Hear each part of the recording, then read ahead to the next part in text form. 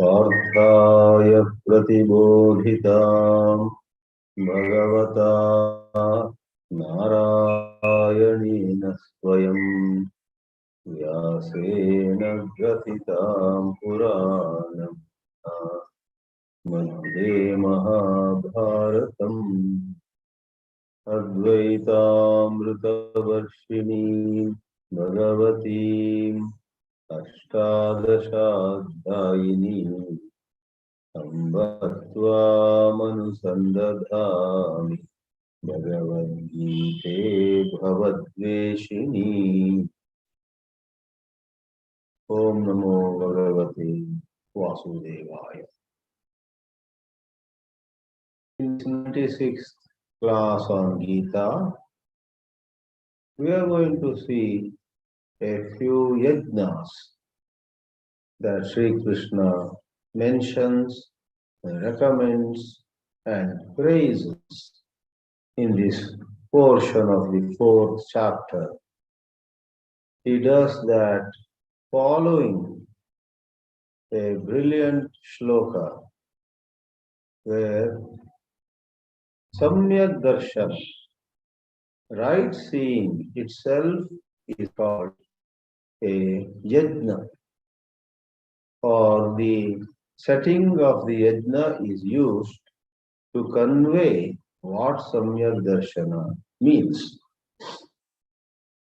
As I may quickly remind you and recapitulate, in the 24th verse, in the setting of a Vedic sacrifice, Sri Krishna said, the spoon with which the Yajamana offers ghee or any other offering into fire is Brahman. The ghee also is Brahman. Fire also is Brahman. The person who is offering is also Brahman, and the destination is Brahman too. And the performer has to look at the ritual as no other than Brahma and be anchored, be abiding in it, be absorbed in it. Then that performer is called Brahma Karma Samadhi. Many times in popular Geetā chanting, Brahma Karma Samadhina is mispronounced either as Brahma Karma Samadhinam or Brahma Karma Samadhinaha. I must say that some people who do chanting get very attached to Visarga, Aha, or Anuswara, But in this last word of the 24th verse, there is neither Visarga nor Anuswara. It is Brahma Karma Samadhina. That is about chanting. We did see briefly the 25th verse, in fact between 25th and 30. In 6 verses, Sri Krishna gives about 12 to 14 or even 15 examples of yajnas. These are examples. Lord himself says in a subsequent verse, there are many kinds of yajna given in the Vedas. He is going to say, after enlisting these 12 or 14, in the 32nd verse, he says, Evam Bahuvidha Yajna Vitataha Brahmano, that means Vedasya Mukhe. We'll arrive there later. But for now, we will see the 25th verse along with Sri Shankaracharya's commentary. The 25th gives to us 2 yajnas. If you were to count 1 to 14, let us say, 1 and 2 are found in this 25th verse.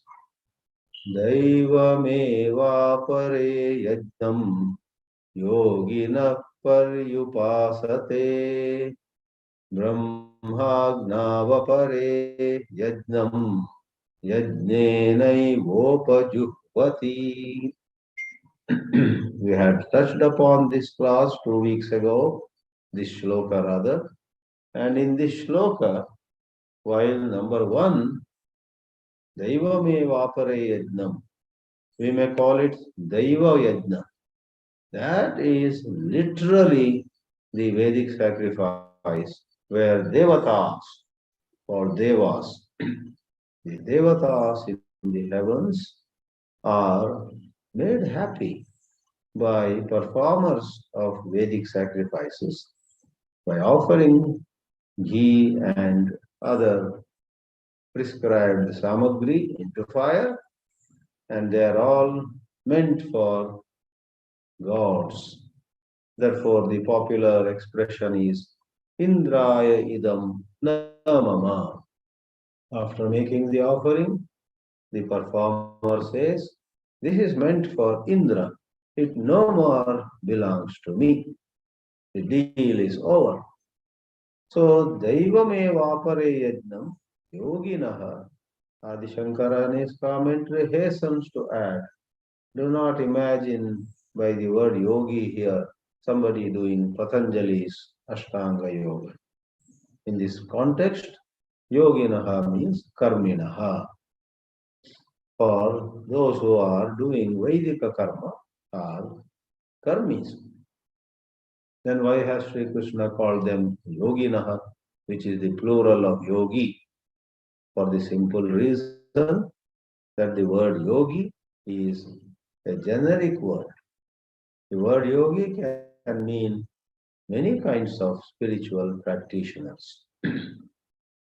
Karma yogi, Jnana yogi, and Ashtanga yogi, and so on. We are doing this on International Day of Yoga.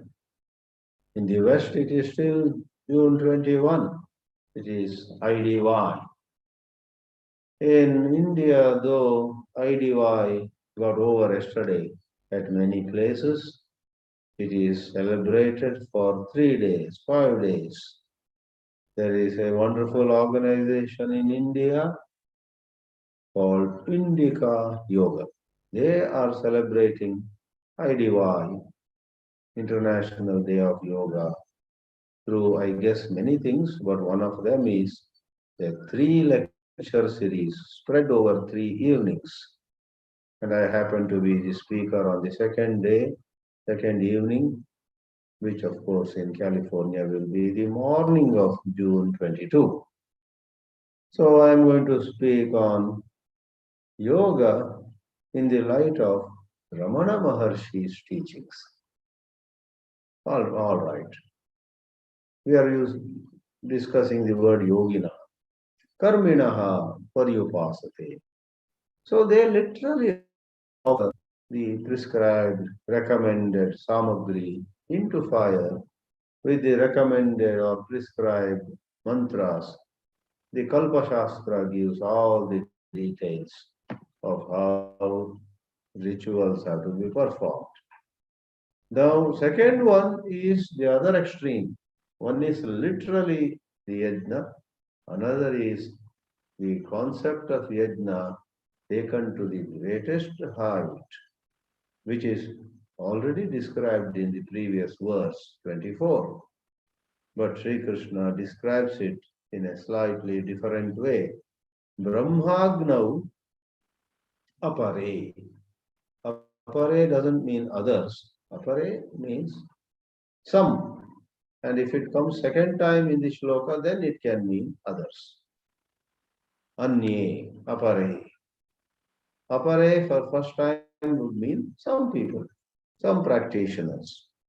They offer yajna with the help of yajna. What is this? What they offer also is yajna. What they are performing is also yajna. And in order to do the offering, they use yajna. What is this? We see in Shankara Bhāshya that one of the words used to imply Atma is Yajna. Yajna Shabdena Atma api uchyate. In the third chapter, Yajna Arthat Karmanonyatra, same Bhashyakara Sri Shankara had pointed out, Yajno vai Vishnuhu. Yajna can mean Vishnu also. Whereas here, Yajna means one's own individual self. So, you offer your individual self in Brahma Agni, in the wisdom that everything is Brahma. And Adi Shankara, as we shall see in a couple of minutes, gives beautiful, technically precise Sanskrit explanation for it. But in simple English, it is all about letting go of our sense of being the limited self and deeply appreciating how really every one of us has no limitations at all. In ordinary sense or in ordinary life, we try to solve problems. In Vedanta, the problem is dissolved. Maharshi Ramana would say, who has the problem? And then when you realize the real you has no problem, then the problem and the one who had the problem are all dissolved. And the simple example of the dream makes it clear. You are perhaps seeing yourself drowning in a deep well. And within the dream, if some people come and take you out of the well, that is solving the problem.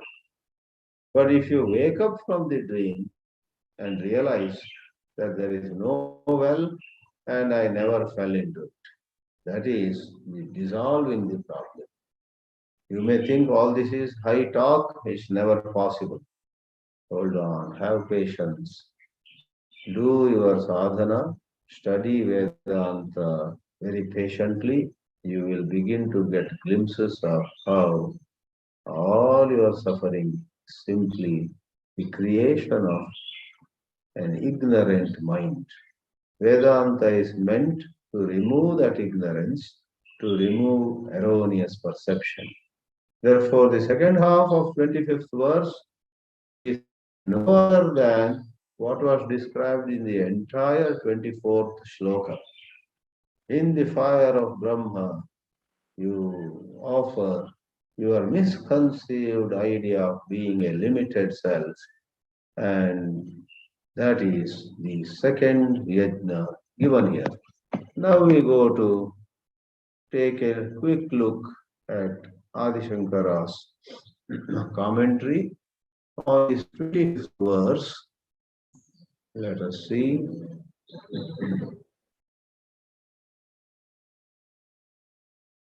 He says, in simple Sanskrit, it's not too long, this commentary, just a paragraph.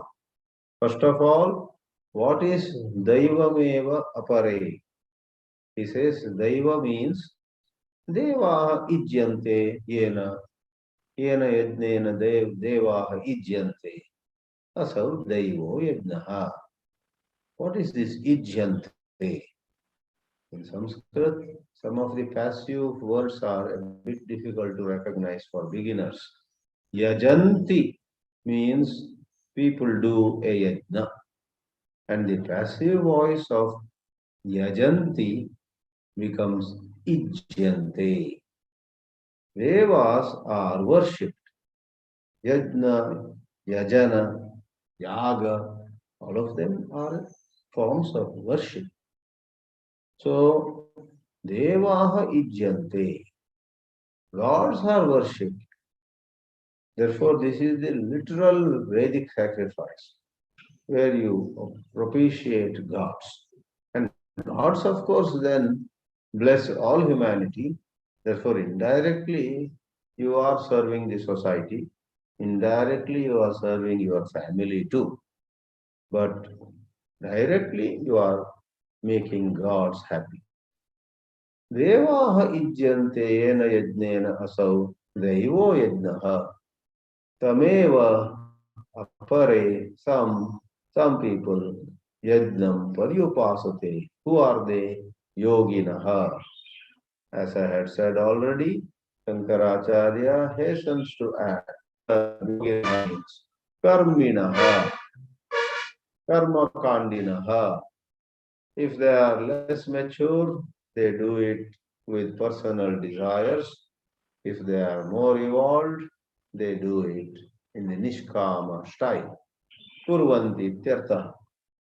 With these two sentences, Adi Shankara is done with the first of the 14 yajnas in this list. It can be counted as 12 or 14 or 15. I will show how it is. The number changes depending on your way of counting. So, Daivameva and up to Ityarthaha describes the first yajna. Rest of the commentary in this paragraph is no other than Samyak Darshana Yajna. If you see things as they are, you are a great Yajna Karta. Even in interpersonal relationship, if you see another person, maybe your spouse, maybe your grown-up son, if you see him exactly as he is, that is also a form of Yajna. But let us not bring it down to mundane matters. Here it is at the greatest height of spirituality. Shankara says, taking the first word, Brahmagnau apare yajnam yajnena upajahvati yajnena eva upajahvati. The first word is Brahmagnau. What is this Brahmagni? This Brahma is no other than the highest non-dual Brahma, which Taittiriya Upanishad calls Satyam Jnanam Anantam Brahma. Brahma is existence, it is awareness, and it is limitless or filled with bliss. And Brihadaranyaka has such statements. Two quotes he gives, followed by yet another from Brihadaranyaka. Vijnanam Anandam Brahma. It is pure intelligence. It is pure happiness. And it's not to be found far away. Yat Sakshat Aparokshat Brahma. It's right within us. We are that. Paroksha means far, Pratyaksha means in front of us. This is neither far nor in front of us. It is Aparoksha, we ourselves. Na Paroksham, na Pratyakshancha. Both are dismissed. Aparoksha. Brahma, Yaha Atma, Sarvantara. The same third chapter has that to say. And then there is appearing several times in Brihadaranyaka, the very famous expression, na iti. Adi Shankara refers to it. Ashanaya adi sarva samsara dharma. You have hunger, you have thirst, you have occasionally some disease, being unwell, and to eat, to take care of, to solve the problem of hunger, to drink, to solve the problem of thirst, and to take some medicine and so on when you have disease. Those are all solving the problems. And you and I are engaged. It is good to be engaged. No, Vedanta doesn't say don't take medicine.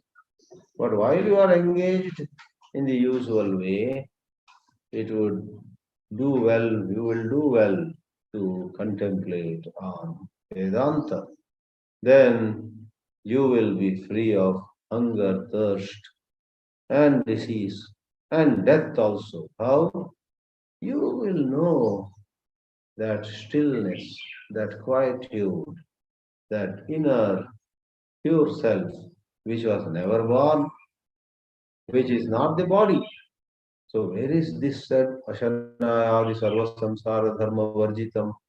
One of the places in Brihadaranyaka is 4.4.22. 4th Adhyaya, 4th Brahmana, and 22nd mantra, Neti Neti. Yajnavalkya says, dismiss hunger and the one who has hunger. Dismiss thirst and the one who has thirst. Dismiss disease and the one who has disease. See how Shankara's comments go so well with Ramana Maharshi's, asking us to question who has the problem. If you discover, then the problem and the ego which had the problem both take a back seat. Iti nirasta ashesha vishesham. Nirasta, this pure self, which is Brahman itself, has all visheshas. Ashesha vishesha means, vishesha is distinctions, short and long, big and small, sick and healthy, hungry and fully well fed. These are all visheshas, attributes. Ashesha vishesha. Ashesha means all, because shesha means something left out. Ashesha means without leaving anything out. Take all your problems in one single bucket and throw that bucket out of the door, outside your house. Nirasta ashesha vishesham brahma shabdena uchyate. Tasmin brahma agnau apare anye brahma vidah. This cannot be done by somebody who is a master of will. Some people have great willpower. In 1988, I was in Bellary to give some lectures. And one morning, a young boy came, 22-year-old, this little two-wheeler. And he said, oh, I can never forget, a very confident voice. What did he say? He said, I have been asked to take you to Dr. Sarama's house. That is where you will get lunch. I said, fine. I sat on the pillion, the back seat of the two-wheeler. And in the 20 minutes drive, within 5 minutes, we boasted. He said, I must tell you, I am a man of tremendous willpower. If I decide something, I will just do it. If I decide to get up at 3:30 a.m., I will get up at 3:25 itself. Many things he said. And in between, he said to me that if I decide to make friends with somebody, I will go become his friend. Nobody can stop me. And if I decide to dump somebody, I will just dump that person. Nothing can stop me. I literally was afraid that he would drop me halfway from his two-wheeler. I kept very quiet. Till then I was saying something.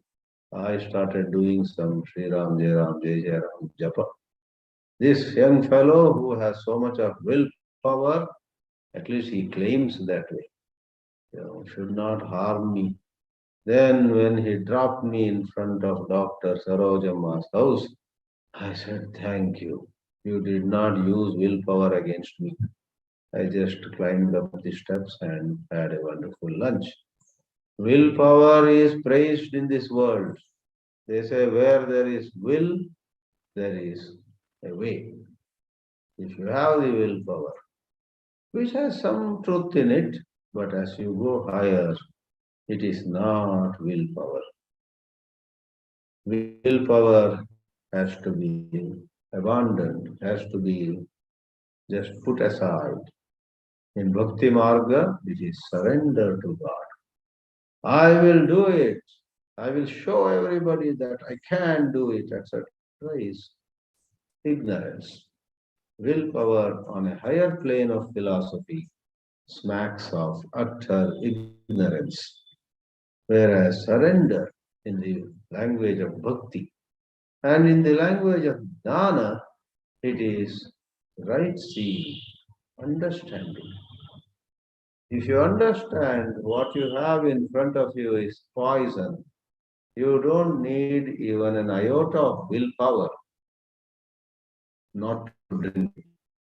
But if you think that it is nectar, and you are very tempted towards it. And then, oh, I should not drink this because I have been told not to touch it. Okay, I will not touch it. Then you require willpower because you think it is nectar and you are tempted. If you think what is at a distance is a snake, you need willpower to stand there and try out maybe several methods to deal with that snake. But if you realize Samyak Darshan, if you see there is no snake over there, there is only a rope. In that Samyak Darshana, you don't need willpower to stand there only. You don't need some unusual bravery. You know it is a rope. Even a little child would stand there grinning, showing all his teeth, and he knows it is a rope.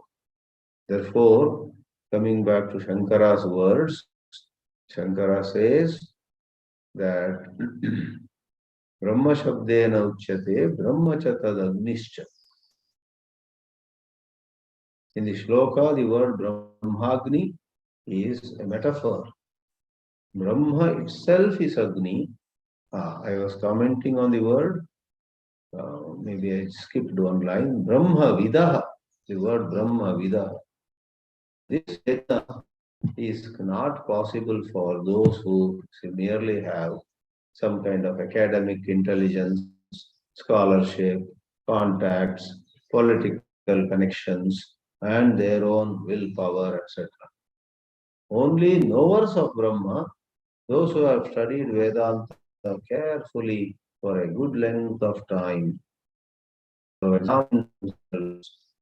have figured out that mere words will not take them anywhere. They need to understand Vedanta as the Vedanta goes about truth itself. They are Brahmavida. They can perform this. So coming to the line I skipped, Saha Homa Adhikaranatva Vivakshaya Brahma. How can Brahma become fire?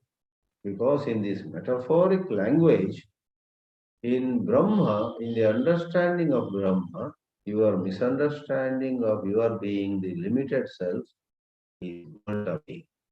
So Brahma is the fire which continues to rage, which continues to come up with tall flames.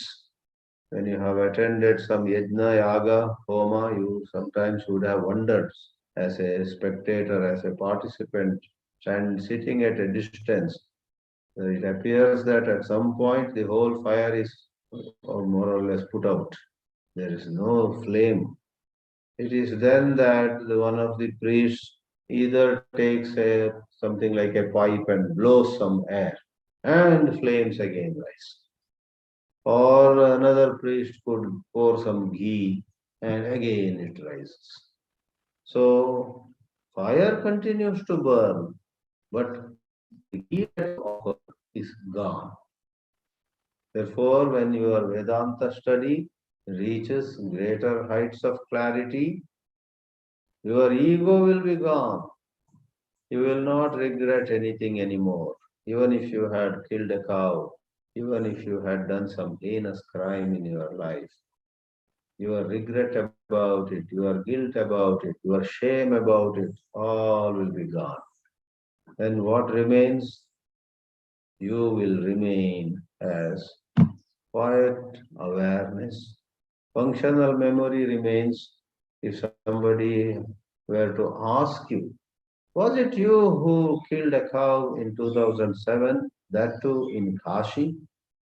You will say, yes, I did that. That is functional memory. Don't you feel guilty? No, because the one who did is also gone. Cow died that day, the ego also died, thanks to the Vedanta teachings another day. And by saying so, in the Vedanta, you are not being an escapist. An escapist inwardly feels guilty, but outwardly claims he or she is not guilty. That is half-cooked knowledge. When your wisdom is truly mature, Even if you want to feel guilty, you will not. Even if you want to feel jealous or lusty or angry or revengeful, remorseful, you cannot. There, there arises such a beautiful understanding, which is the fire. The fire keeps burning, but the offerings are all gone. So regrets and hurt and disappointment and low self-esteem or thinking high of yourself, all of them are gone. Therefore, Homa Adhikarana Vivakshaya or Homa Adhikaranatva Vivakshaya. Vivaksha is Vaktum Icha. Sri Krishna wishes to say that this Brahma Darshana, Brahma Jnana can act as the fire. And fire is the Adhikarana, the main component of a homa. If you don't have fire, even if you have collected all the right samagri, you cannot conduct the homa. Whereas fire is lit, and one of the ingredients or offerings is missing. So, all right, some substitute can be put. There are some ways and means where you can just manage, but there is no fire. Some priest was asked, conduct the marriage, go ahead. The priest said, I find only the boy, the girl is not here. And the boy's father said, you conduct the marriage. Girl is coming, the plane has, there's some train or plane is late. How can that be? The priest protested, unless the girl also is here. Though in recent times, what you call in COVID times, marriages have been conducted in very strange new ways. One boy is sitting in Florida, he is the bridegroom. The girl is unable to come to Florida, she is in San Francisco, California. And the priest says, no problem. So on screen, on Zoom, Zoom Dham se, marriage is held. The priest is sitting in Chicago. And these people have very nice large screens and guidance is given. Now you put this, now you pour that, now you stand up, now you sit. So the girl, the boy are guided by the priest in Chicago. And the marriage is done. So we don't know what more will be coming. But otherwise, as it is said, fire is required. Homa adhikaranatva vivakshaya brahmagnihi. Saha brahmagnihi. Tasmin brahmagnau, into that fire which is no other than Brahma, which means Brahma darshana, seeing Brahma, apare anye brahmavidaha, they should be good students of Brahma, Brahma Vidya. Therefore, sustained study and putting aside secondary topics, one must stay more and more on the essential theme. Yajnam, it is said, Yajnam yajnena eva upajuhvati. Shankara explains the word yajna, and with a perfect sense of the context, he doesn't say yajna vai Vishnahu. That was the context in third chapter. Here he says yajna shabda vachyaha atma. Atma, oneself, one's own self. And in that moment of transition, one moment before he was the ego. One moment later, the ego is burned in Brahma Darshana. So what is offered is the limited I. It is offered into the fire of the unlimited I, which is Brahma. So how do you say Yajna can mean Atma, one's own self? Atma namasu Yajna shabdasya pathat. He justifies saying, I don't know, maybe in Amarakosha. As you know, in Amarakosha, for every word, a bunch of synonyms is given. or some other scripture, Atma Namasu. Among the names of Atma, one is Yajna. Yajna Shabdasya Pathas. Patat. We read in sources, great sources of such knowledge, that Yajna can mean Atma. So somewhere you say Yajna. People who don't know any of these meanings may even think of a person. So in olden days, now it is such long names are not given. Olden days, Yajna Narayana was very common, given to boys. And then no one can, on a regular basis, say that whole name. So the person is called Yajna. How come Yajna has not come yet for dinner? They will say. Yajna means a person. So Yajna Shabdasya Bhavaha Arthaha Santi Atma Namasu api Yajna Shabdasya Pathat. Oh, okay. So Yajnam Upajuhvati. Tam Atmanam Yajnam. So you offer yourself. What is the process of offering? Paramarthataha Param Eva Brahma Santam Buddhyadi Upadi Sanyuktam Adhyasta Sarvopadi Dharmakam Ahuti Rupam Yajnena Eva Atmana Eva Uktalakshanena Upajuhvati Prakshipanti. So who is this Atma? We said the Atma or Yajna means the limited self.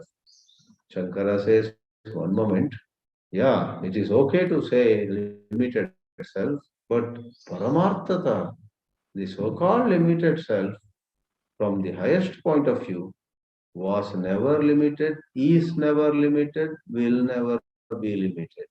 Paramarthataha param brahma eva santam imam atmanam. But presently, because of erroneous perception, erroneous seeing, asamyak darshana, it is seen associated with buddhi and other upadhis. It looks limited.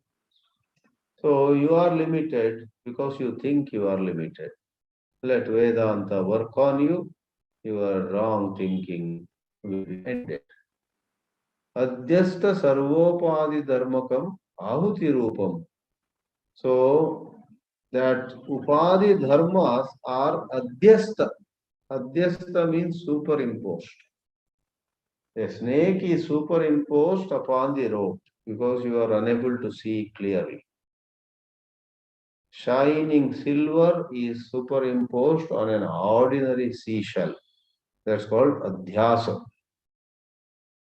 Body is superimposed on the pure self.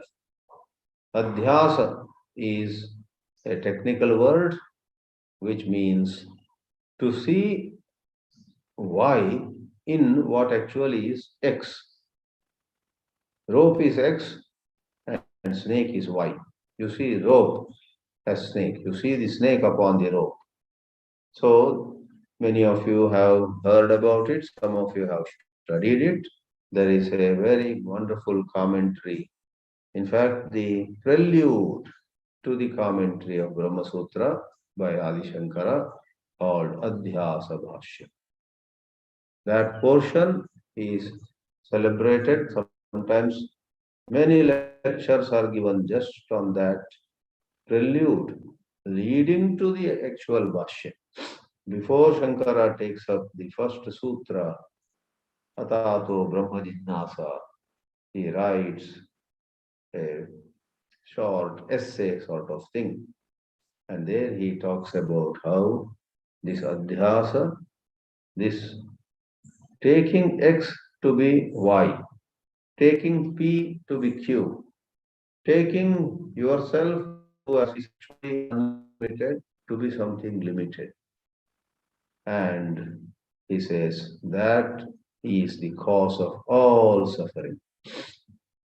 And then he also spells out in no uncertain terms that Upanishads have only one purpose: to eliminate this adhyasa. And this adhyasa itself is avidya. There are schools which say there is something called avidya, and from it adhyasa comes. But then there is a school which says there is no distinction. Avidya itself is adhyasa. So here the past passive participle is used adhyasta sarvopadi dharmakam. When you live in error, you mistake yourself to be limited. You mistake yourself to be let down by somebody. In this world, I have been exploited, I have been oppressed, I have been tortured. Not just I, my whole community has been oppressed for centuries. And they live in that kind of description. Then they describe another community as the oppressor, the exploiter, the torturer, and then they work for the liberation of their own community.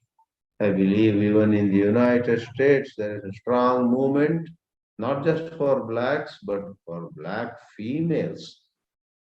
Blacks are even now said to be oppressed um, by, that is, they are treated with some bias and so on. But among them again, black women, even today, suffer many setbacks. They are discriminated against, maybe not openly, but in subtle, invisible ways. Alas. So then, some time back, I had met a young 25-year-old girl of Indian origin. Her parents had gone from Tamil Nadu. She attended a couple of my classes, then said, I will not come to any more of your classes. Sorry. I said, no problem. But why are you not joining some more classes for me? She said, I have decided to dedicate my life to the cause of black or colored females in my country, the adopted country, United States. I said, God bless you. That is wonderful. But Adi Shankara would say, with all sympathy for numerous causes, there are causes and causes. Even Gandhiji worked for the cause of femininity, untouchability. Nowadays, a lot of very educated people, some of them after their retirement, dedicate their life to the cause of protecting the environment. Protecting the environment. That is also. Shankara says, yes, wonderful. Vedanta does not condemn this, but to give the complete picture, Vedanta says, when you identify with a cause, social cause, very good, go ahead, God bless you, and you definitely will bring some relief to people, to the earth, but you are operating couple of notches below the best possible in the world, in life. And what is that best possible? The best possible is bundle up all your self descriptions. I am black, I am female, I am Asian, I am African, I have been let down, I have been discriminated against, I have been, etc. There's a long list of self description. Bundle all of them. Offer into the understanding Aham Brahma, not through willpower, not through merely uttering the words like a parrot also could do. So Shankara says, Adhyastha Sarva Upadi Dharmakam Ahankaram you may take. Ahankaram Ahutim Krutva, Ahuti Rupam Krutva, Yajnena Eva. But who should do this? You only should do it. You offer your limited self. You, the limited self, offer your own limited self to the unlimited truth. Atmana eva uktalakshanena upajuhvati prakshipanti. They throw. And to sum up this whole explanation, sa upadikasya.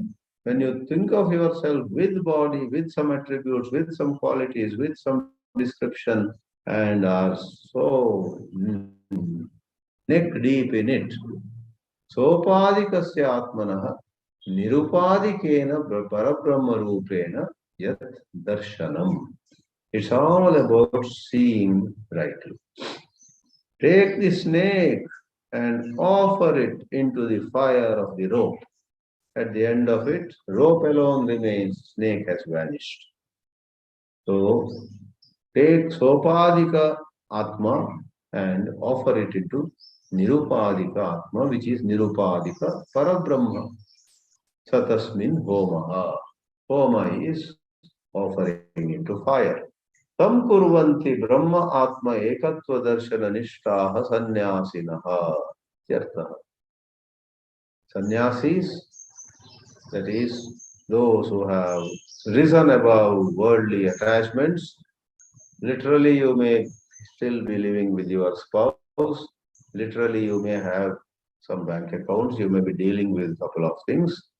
But sannyasi, you are a sannyasi if inwardly you are free from attachment.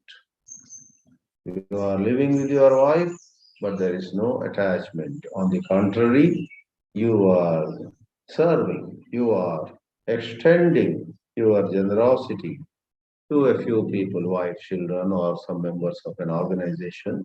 You work for them if they are in need of some problem. If it's not problem, nobody needs problems. If you are in need of a solution to some problem, you rush to them at any time, every time. There was a case in the California. At 2:30 a.m., my wife found that her husband was becoming or half unconscious already, and she could not figure out what to do.